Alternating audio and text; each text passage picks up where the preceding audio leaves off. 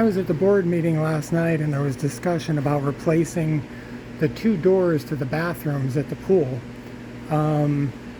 because they're damaged. The doors are actually fine.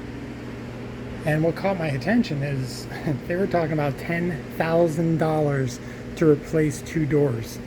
Where the damage has occurred is down at the bottom.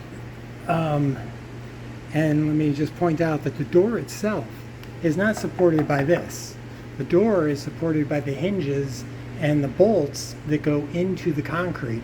So this is not supporting the door. These are. And the damage is on both sides. What I would do, this is just my engineering background, I couldn't bring myself to spend $10,000 on two doors. What I would do is just take a hacksaw, cut this off right here so you get rid of the rusted part. This is likely occurring because I bet you there's water puddling right here, either from the sprinklers or from rainstorms.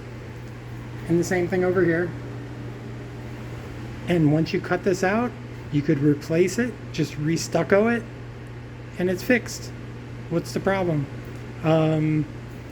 As far as rust on the doors, this is a vent and it's got rust stains on it. You could just replace the vent, or even easier, just spray it with Rust-Oleum that prevents rust. It just hasn't been maintained well. But the doors themselves are fine. I see no problems with the doors. That's just my idea on how to save $10,000.